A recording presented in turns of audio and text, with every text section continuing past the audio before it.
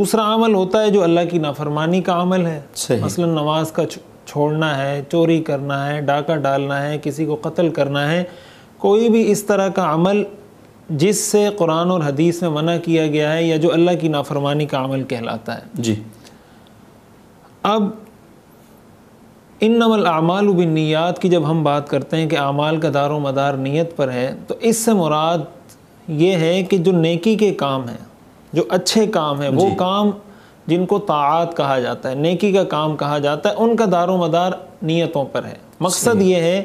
کہ اگر وہ نیکی کا کام آدمی اس مقصد کے لیے کر رہا ہے کہ اللہ تعالیٰ مجھ سے راضی ہو جائے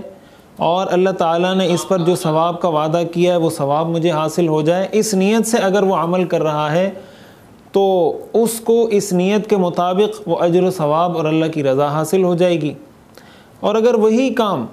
جو حقیقت میں نیکی کا کام ہے، مثلا نماز پڑھ رہا ہے لیکن اس نیت سے پڑھ رہا ہے کہ لوگ یہ کہیں کہ بہت بڑا نمازی ہے یا بہت پکا نمازی ہے یا بہت متقی آدمی ہے، بہت شریعت کا پابند آدمی ہے، کوئی بھی اس طرح کی نیت وہ اپنے دل میں رکھتا ہے جس سے یہ اس کا نیت اس کی یہ ہوتی ہے کہ لوگ مجھے اس چیز سے اچھا سمجھیں یا لوگ میرے بارے میں یہ تصور رکھیں، اس کا مطلب یہ ہوا کہ یہ کام تو نیکی کا تھا لیکن اس نے جو نیت کی وہ نیت اس کی غلط ہو گئی، ٹھیک ہے، اس کی نیت صحیح نہیں رہی، اس نیت کی خرابی کی وجہ سے اس کا وہ عمل بھی اس کے لیے اجر و ثواب کا باعث نہیں بنے گا بلکہ الٹا اس کے لیے وبال بنے گا۔ حدیث شریف میں آتا ہے حضور علیہ الصلاۃ والسلام نے فرمایا کہ 3 لوگ ہیں جن سے جہنم کی آگ کو بھڑکایا جائے گا۔ سب سے پہلے اول من تسعر بہم النار، 3 لوگ ہیں۔ سب سے پہلا آپ نے فرمایا کہ وہ شخص جو شہید ہوا، اس کو اللہ کی بارگاہ میں لایا جائے گا، اللہ تعالیٰ اس سے پوچھیں گے، اللہ تعالیٰ اپنی نعمتیں بتائیں گے کہ میں نے تم پہ یہ نعمت کی، تمہیں یہ نعمت دی، یہ نعمت دی، تم نے اس کا کیا بدلہ دیا، تم نے دنیا میں اس کے مطابق کیا عمل کیا؟ تو یہ شہید آگے سے کہے گا کہ میں نے آپ کے لیے جہاد کیا، قتال کیا، یہاں تک کہ میں نے اپنی جان دے دی۔ تو اللہ تعالیٰ آگے سے فرمائیں گے کہ تم نے قتال اور جہاد اس لیے کیا تھا کہ لوگ یہ کہیں کہ یہ بہت جری ہے، بہت شجاع ہے، بہت بہادر ہے، وقد قیل، اور لوگوں نے کہہ دیا۔ جو آپ کا مقصد تھا وہ آپ کو حاصل ہو گیا، لوگوں نے دنیا میں آپ کی بڑی تعریفیں کر لی، اور پھر حدیث میں آتا ہے کہ اللہ تعالیٰ حکم فرمائیں گے اور منہ کے بل اس کو جہنم میں گرا دیا جائے گا۔ دوسرے نمبر پر اللہ تعالیٰ ہماری حفاظت فرمائے، حضور نے فرمایا کہ دوسرے نمبر پر جس کو جہنم میں ڈالا جائے گا وہ قاری اور عالم قرآن ہوگا، جس کو اللہ کی بارگاہ میں لایا جائے گا اور اللہ تعالیٰ اس کے سامنے بھی اپنی ساری نعمتوں کا تذکرہ فرمائیں گے کہ میں نے تم پہ یہ نعمت کی، زبان کی نعمت دی، آنکھوں کی نعمت دی، ساری نعمتوں کے اعتراف کے بعد اللہ پوچھیں گے کہ تم نے اس کے بدلے میں کیا کیا، تم نے مجھے راضی کرنے کے لیے کیا کیا؟ تو وہ آگے سے جواب میں کہے گا کہ یا اللہ میں نے اپنی ساری زندگی قرآن سیکھنے سکھانے کے لیے وقف کر دی تھی، قرآن پڑھتا رہا، پڑھاتا رہا، سمجھتا رہا، لوگوں کو سمجھاتا رہا، بیان کرتا رہا، نصیحت کرتا رہا۔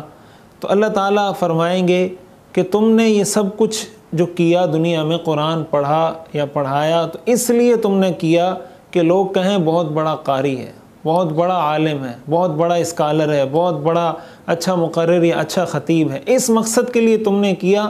وقد قیل،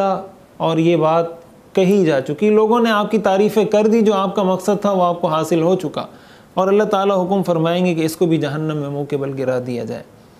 تیسرے نمبر پر آپ نے فرمایا کہ جس سے جہنم کی آگ کو بھڑکایا جائے گا، یعنی جو جہنم کا ایندھن بنے گا، وہ شخص ہوگا جس نے بہت مال خرچ کیا ہوگا، بہت صدقہ، بہت زکوٰۃ اور بہت بے تحاشا اس نے خرچ کیا ہوگا۔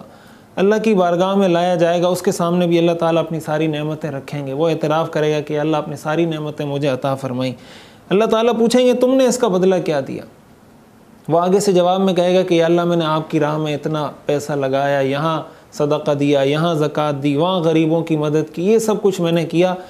اللہ فرمائیں گے یہ سب کچھ تم نے اس لیے کیا کہ دنیا والے لوگ یہ کہیں کہ بہت بڑا سخی ہے، بہت اس کا ہاتھ بہت کھلا ہے، جواد ہے، سخی ہے، اور یہ ہر کسی کو دیتا ہے، کسی کو انکار نہیں کرتا۔ وقد قیل، اور تمہیں بھی یہ مقصد حاصل ہو چکا، تمہیں بھی بڑی شہرت حاصل ہو گئی کہ بہت سخی ہے، بہت پیسہ لگاتا ہے، نیکی کے کاموں میں خرچ کرتا ہے، اور اس کو بھی منہ کے بل جہنم میں گرا دیا جائے گا۔ اب اللہ تعالیٰ ہماری حفاظت فرمائے۔ اب دیکھیں یہ تینوں کام، شہادت بہت بڑا مرتبہ ہے اسلام کے اندر، اس کی بہت زیادہ فضیلت ہے۔ اسی طرح دین کا علم حاصل کرنا، قرآن حدیث میں آتا ہے خیرکم من تعلم القرآن وعلمہ، کہ تم میں سب سے بہترین شخص وہ ہے جو دین قرآن کو سیکھے اور سکھائے۔ اور صدقہ دینے کے فضائل قرآن اور حدیث میں متعدد مقامات پر وارد ہیں، لیکن ان نیک اعمال کے پیچھے جو نیت ہے وہ نیت ٹھیک نہیں ہے۔